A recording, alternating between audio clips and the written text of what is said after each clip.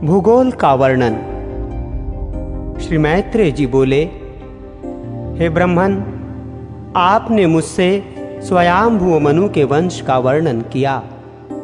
अब मैं आपके मुखारविंद से संपूर्ण पृथ्वी मंडल का विवरण सुनना चाहता हूं। हे मुने, जितने भी सागर, द्वीप, वर्ष, पर्वत, वन, नदियां और देवता आदि की पूरियां हैं, उन सब का जितना जितना परिमाण है, जो आधार है, जो उपादान कारण है और जैसा आकार है, वो सब आप यथावत वर्णन कीजिए। श्री पराशर जी बोले, हे मैत्रेय, सुनो, मैं इस सब बातों का संक्षेप से वर्णन करता हूं। इनका विस्तार पूर्वक वर्णन तो 100 वर्ष में भी नहीं हो सकता। हे द्विज, जम्बू, प्लक्ष, शालमल, कुश, क्रौंच, शाक और 7वां पुष्कर, ये 7 द्वीप चारों ओर से खारे पानी, इशुरस मदिरा, धृत, दधि, दुग्ध और मीठे जल के 7 समुद्रों से घिरे हुए हैं। हे मैत्रेय, जम्बू द्वीप इन सब के मध्य में स्थित है और इसके बीचों बीच में सुवर्णमय सुमेरु पर्वत है।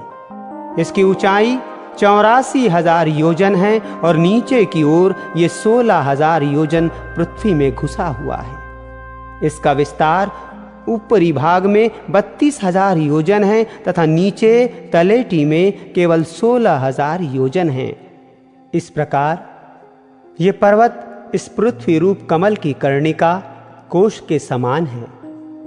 इसके दक्षिण में हिमवान, हेमकूट और निषद तथा उत्तर में नील, श्वेत और श्रृंगी नामक वर्ष पर्वत हैं, जो भिन्न भिन्न वर्षों का विभाग करते हैं। उनमें बीच के 2 पर्वत निषद और नील 1-1 लाख योजन तक फैले हुए हैं। उनसे दूसरे 10-10 हजार योजन कम हैं, अर्थात हेमकूट और श्वेत 90-90 हजार योजन तथा हिमवान और श्रृंगी 80-80 सहस्र योजन तक फैले हुए हैं। वे सभी 2-2 सहस्र योजन ऊंचे और इतने ही चौड़े हैं। हे द्विज, मेरु पर्वत के दक्षिण की ओर पहला भारतवर्ष है तथा दूसरा किमपुरुष वर्ष और तीसरा हरिवर्ष है। उत्तर की ओर प्रथम रम्यक, फिर हिरण्यमय और तदनंतर उत्तर कुरु वर्ष है, जो द्वीप मंडल की सीमा पर होने के कारण भारतवर्ष के समान धनुषाकार है। हे द्विजश्रेष्ठ, इनमें से प्रत्येक का विस्तार 9-9 हजार योजन है तथा इन सब के बीच में इलाव्रत वर्ष है, जिसमें सुवर्णमय सुमेरु पर्वत खड़ा हुआ है। हे महाभाग, यह इलाव्रत वर्ष सुमेरु के चारों ओर 9,000 योजन तक फैला हुआ है। इसके चारों ओर 4 पर्वत हैं। ये चारों पर्वत मानो सुमेरु को धारण करने के लिए ईश्वरकृत कीलियां हैं, क्योंकि इसके बिना ऊपर से विस्तृत और मूल में संकुचित होने के कारण सुमेरु के गिरने की संभावना है। इनमें से मंद्राचल पूर्व में, गंधमादन दक्षिण में, विपुल पश्चिम में और सुपार्श्व उत्तर में है। ये सभी 10-10 हजार योजन ऊंचे हैं। इन पर पर्वतों की ध्वजाओं के समान क्रमशः 11-1100 योजन ऊंचे कदम्ब, जम्बू, पीपल और वट के वृक्ष हैं। हे महामुने, इनमें जम्बू जामुन वृक्ष जम्बूदीप के नाम का कारण है। इसके फल महान गजराज के समान बड़े होते हैं। जब वे पर्वत पर गिरते हैं तो फटकर सब ओर फैल जाते हैं। उनके रस से निकली जम्बू नाम की प्रसिद्ध नदी वहां बहती है, जिसका जल वहां के रहने वाले पीते हैं। उसका पान करने से वहां के शुद्ध चित्त लोगों को पसीना, दुर्गंध, बुढ़ापा अथवा इंद्रिय क्षय नहीं होता।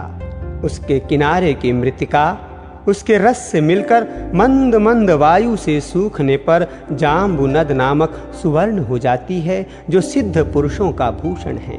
मेरु के पूर्व में भद्राक्ष वर्ष और पश्चिम में केतुमाल वर्ष है तथा हे मुनि श्रेष्ठ, इन दोनों के बीच में इलाव्रत वर्ष है। इसी प्रकार इसके पूर्व की ओर चैत्र रथ, दक्षिण की ओर गंधमादन, पश्चिम की ओर वैभाज्र और उत्तर की ओर नंदन नामक वन है तथा सर्वदा देवताओं से सेवनीय अरुणोद, महाभद्र, असितोद और मानस ये 4 सरोवर हैं।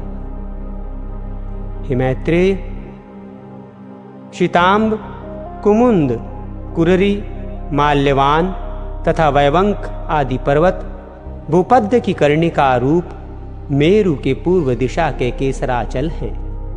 त्रिकुट, शिशिर, पतंग, रूचक और निषाद आदि केसराचल उसके दक्षिण ओर हैं।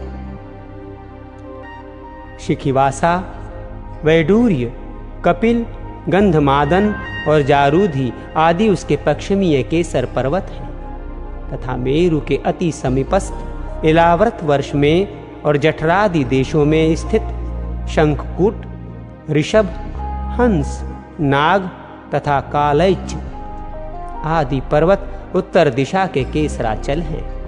हे मैत्रेय, मेरु के उत्तर अंतरिक्ष में 14 सहस्र योजन के विस्तार वाली ब्रह्मा जी की महापुरी ब्रह्मपुरी है।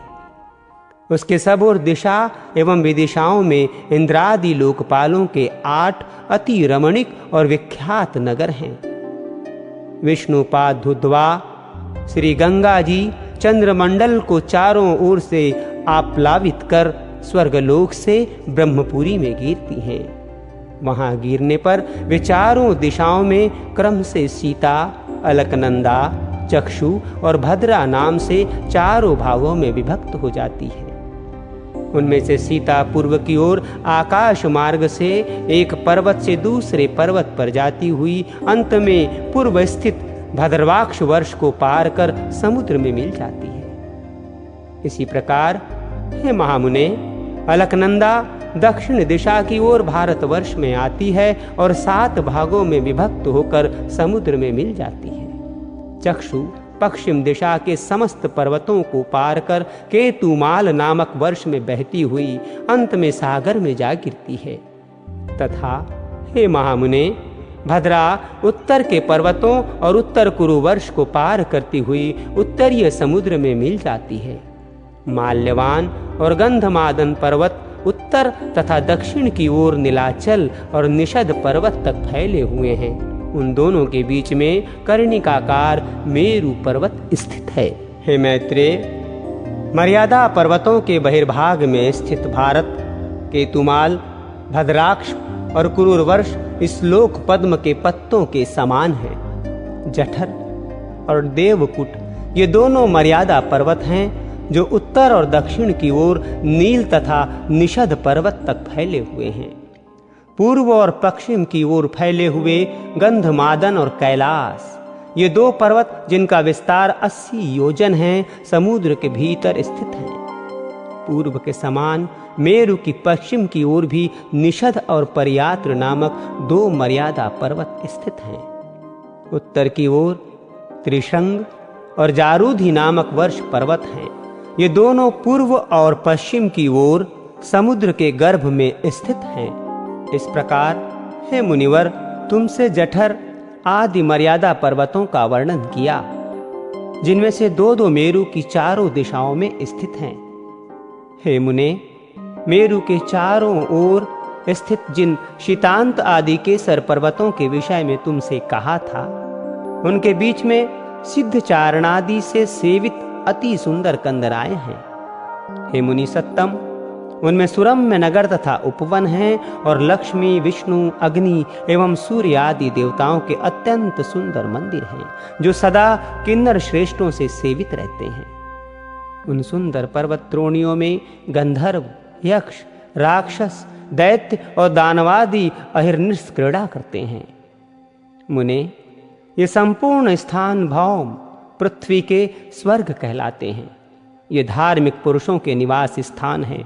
पाप कर्मा पुरुष इनमें 100 जन्म में भी नहीं जा सकते। हे द्विज, श्री विष्णु भगवान भद्राक्ष वर्ष में हयग्रीव रूप से, केतुमाल वर्ष में वराह रूप से और भारत वर्ष में कूर्म रूप से रहते हैं तथा वे भक्त प्रतिपालक श्री गोविंद कुरुवर्ष में मत्स्य रूप से रहते हैं।